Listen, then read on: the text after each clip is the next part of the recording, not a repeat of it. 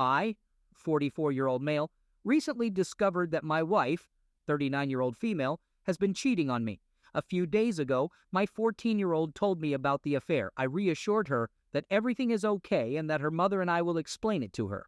I'm considering telling her that her mother and I have an open relationship to keep the truth hidden so it doesn't seem like she cheated on me. I've been going through the motions, feeling numb. My wife is still staying at her parents' place and barely communicating with me. Now I understand why. Maybe if I confront her about the affair, she'll end it and come back home. We have a good life together, and we're good for each other. I feel like I'm just rambling on right now. If this happened to my brother, and I saw him talking like I am now, I would grab him and give him a reality check. I've seen movies, heard stories, and watched shows where couples talk about overcoming infidelity. I used to think they were foolish and should just get a divorce. I always said I would never forgive my wife if she cheated on me. But now I find myself in the same situation and sounding just like those people. So far from what I've seen, it was just emotional involvement and exchanging explicit photos, but my daughter discovered many pictures, and I've only seen about 4 of them. There are at least 30 pictures in total. And as I go through the remaining photos, I fear it will confirm that my wife has been having this affair for a long time, and it raises doubts about whether my daughters are biologically mine. If I make this public, it won't just turn my world upside down, but it will also have a profound impact on my daughters. I don't want to hurt them in that way. I only eat when my daughters are around to maintain the illusion that everything is fine. But when I'm alone, I feel nauseous and tremble. This isn't just some teenage relationship. This is the woman I've built my entire life with. Deep down, I know what I should do, but I don't want to face it. I have 5 kids, but there's a chance that 3 of them, maybe even all 5, are not biologically mine, the twins, and the one my soon-to-be ex-wife is pregnant with. I'm still waiting for the results to confirm. I know she's still involved with the guy who might be their father, and it's likely that he'll want to be in their lives once the divorce is finalized. But I love these girls with all my heart. I've been their dad for 5 years. Every time I hear their voices and see their smiles, they bring so much joy to my life. I know it might sound foolish, but I genuinely care for these girls. After a while, the DNA test results are in, and it's not good news. The twins and the newborn are not biologically mine. I confronted my wife about the affair, and while she expressed remorse, she doesn't regret it because she loves the other man. Shockingly, her parents were aware of the affair long before I found out. They were actually facilitating their meetings by allowing my wife, soon-to-be ex-wife, and her affair partner to meet at their home. It's baffling why her parents would assist her instead of being decent people. They didn't want to risk facing humiliation, especially considering their heavy involvement in the local church. Additionally, they didn't want to separate the twins from their biological father. My 14-year-old and 10-year-old kids are currently staying with my brother and sister-in-law. I just don't have the emotional strength to take care of them right now. They harbor strong resentment towards their mother and refuse to communicate with her. Both of them are undergoing therapy to help them cope. I attempted to take the twins with me so they could be with their sisters, but my wife strongly opposed it and begged me not to. As I was leaving, I noticed the AP, affair partner, heading towards my in-laws' house in his car, so it's likely that he's with my wife at the moment. AP was also married, and I've been in touch with his wife, who informed me that she's filing for divorce. I haven't asked her if AP has made any efforts to reconcile, and honestly, I couldn't care less. Screw him. Screw my wife. Screw my stupid in-laws. I always thought my in-laws were uptight-a-holes anyway. I'm actually glad they're facing social isolation and being shamed. My mother-in-law and father-in-law have been expelled from the church, and it seems like the church's social media page has deleted any trace of them. I take pleasure in their humiliation, since it's the one thing they were most afraid of. Mother-in-law called me crying, asking me to fix the situation, as if there's something to fix. Father-in-law wanted me to work things out, but I simply asked him if he would be so eager to reconcile if he were in my shoes. He responded with silence before hanging up. My wife keeps trying to contact me, but I'm ignoring her. I can't help but feel a little satisfaction seeing how desperate she is to reach me. I have no idea what she wants, and I'm in no rush to talk to her anytime soon. I know I'll have to eventually, though. Before I receive the results, I was ready to take her to court and fight for custody of the twins. I feel pathetic. Going to work is a struggle. My coworkers look at me with pity, and I've stopped grocery shopping altogether. I can sense people staring and whispering about me. Since this whole thing came out, I've lost around 15 pounds. I can hardly sleep at night, and therapy doesn't seem to be helping much. This has been the absolute worst year of my life. Sometimes I wish I'd kept my mouth shut in the car a few months ago. If I had, I could be enjoying time with the newborn and decorating our home. The house is so quiet. It should be filled with the sounds of my daughters laughing or arguing. I should be busy changing a diaper. I should be hearing my wife belting out tunes, trying to outdo Mariah Carey. The house should smell sweet and feel warm. Dirty diapers should be wrapped up in a bag, ready to be thrown away. I should be wearing a smile, laughing and enjoying life. This house should be bursting with happiness and vitality. But now, it's just cold, empty, and silent. It feels like everything I've done was in vain. I had a tough childhood, and all I wanted was a happy adulthood. But it seems like I can never catch a break. I always end up losing. I don't feel like a man anymore. I don't even feel human. Update. All this soul-searching and regret, it's like being trapped in a maze with no exit. But then a change comes. A revelation, a moment of clarity. Life doesn't have to end here. My life doesn't have to end here. I'm not my failures. I'm not my broken marriage. And I'm definitely not defined by my wife's betrayal. The realization sets in. The harsh truth that my wife wasn't the person I thought she was. Instead of living up to her vows, she used her parents' house as a den for her infidelity. And her parents, who I thought were our well-wishers, were no better, providing her and her lover the space to tarnish our marriage. After everything that happened, the divorce was inevitable. I won the custody of my 2 daughters, and we set off on a new journey. I changed my number, packed up our lives, and moved to a different state to start anew. I wanted to give my children a fresh start, away from the toxicity and the memories of their mother's betrayal. Life's been better. I started rebuilding our lives, step by step. I created a safe and loving home for my daughters. I returned to work, invested myself fully in it, and in time, the pain began to dull. My girls resumed school, and slowly, we found our new normal. Meanwhile, I heard news from my old friends that my ex-wife was struggling. She was left with the twins and a newborn. Her affair partner vanished after the divorce, and she had to move back with her parents. She was trying to get in touch with me, asking my friends about my whereabouts, but I'd moved on and decided to never let her back into my life. She deserved to face the consequences of her actions. It was clear that she was struggling, and I couldn't help but feel a sense of satisfaction. She had brought this misery upon herself, and it was her own doing. It felt like a taste of sweet justice. But then, I couldn't ignore the fact that the twins and the newborn were caught in the middle. They were innocent in all of this. However, I had to remind myself that they were not my responsibility. They were the responsibility of their father, the man she chose over our family. Overcoming the betrayal was tough, but every day brought new strength. I saw my daughters growing into strong individuals, and their happiness became my solace. As I watched them, I felt a sense of accomplishment. I had been their rock during the most turbulent times, and I felt proud of how well they handled the changes. In the end, I realized that it wasn't me who lost in this whole scenario. I found my strength, my peace, and a second chance to live my life on my terms. On the other hand, my ex-wife lost a loyal husband, a loving family, and a peaceful life. Now as I sit in my new home, my daughters playing in the next room, their laughter echoing around, I realize that I am far from defeated. I feel more like a man than ever, a man who faced adversity and came out stronger. My ex-wife's betrayal didn't break me, it made me. This is the new reality, the reality I chose, and it is one I wouldn't trade for anything.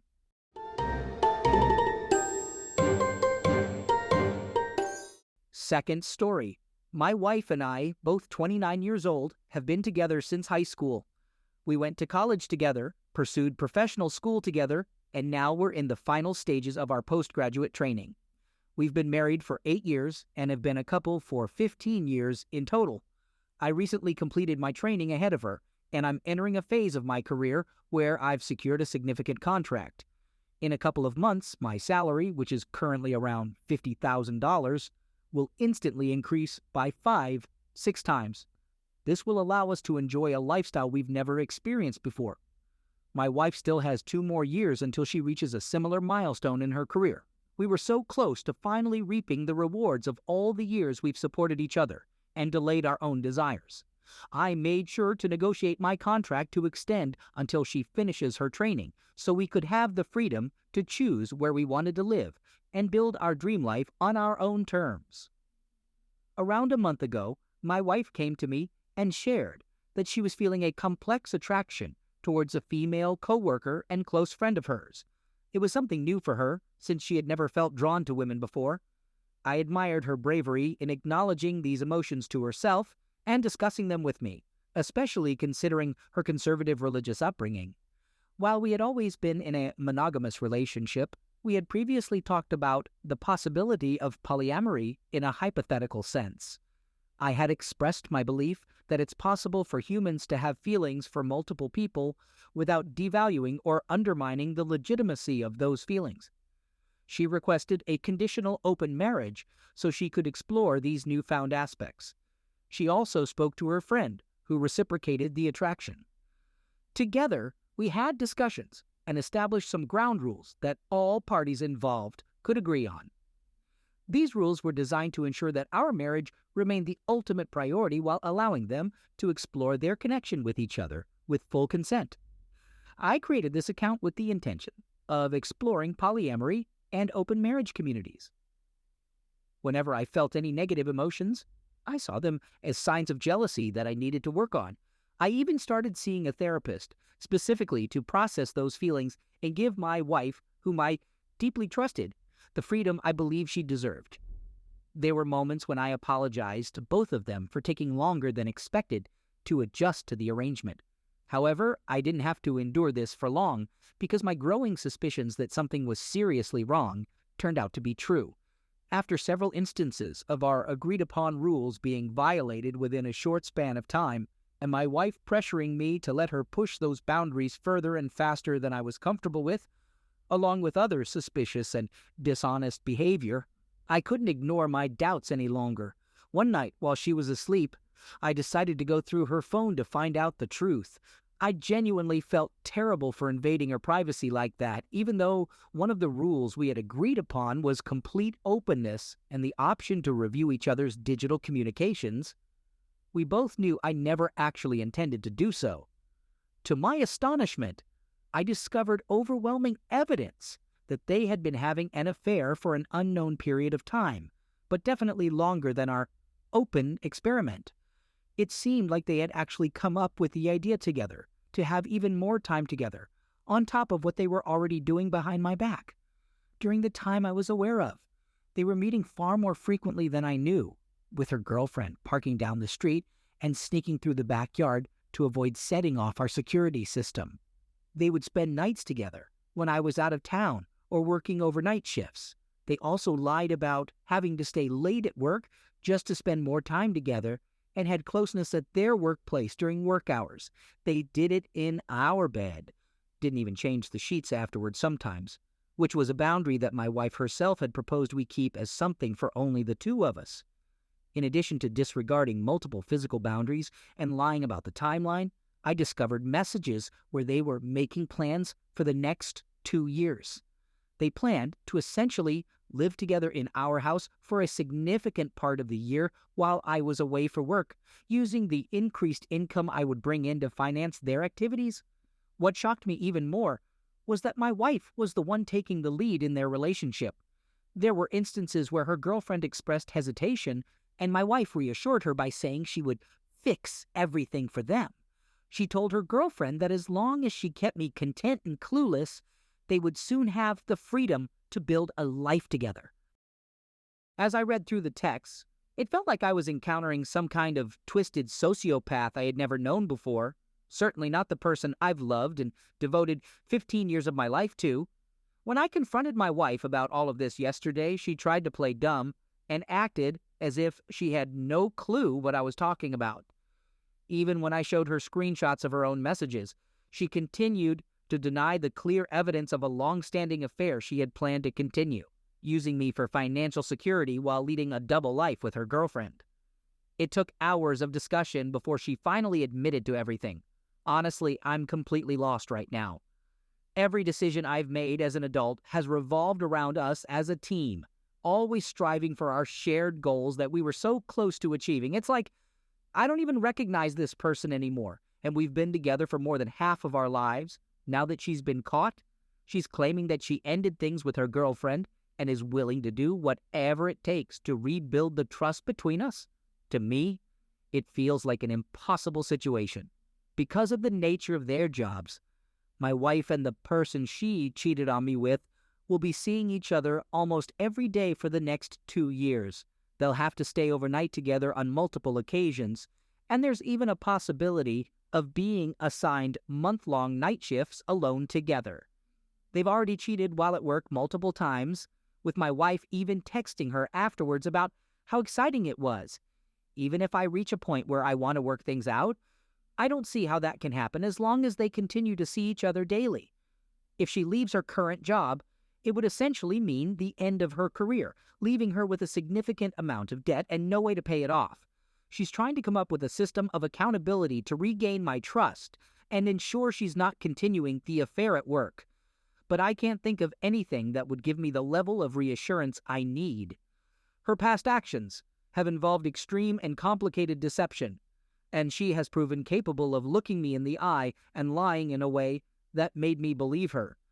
I'm almost certain that we need to get a divorce, although I wish I could be completely sure. Her family is deeply religious, and they might disown her because her affair was with another woman. Her family has also witnessed the love and support I've given her throughout the years, and they consider me as part of their family. In fact, I'm probably closer to her parents than I am to my own. Moreover, her actions at work could have serious consequences, possibly leading to setbacks or even her losing her job. This would leave her with a significant amount of debt that would be difficult to pay off. Even though she has done so much wrong, I can't bring myself to completely destroy her personal life, family, and career.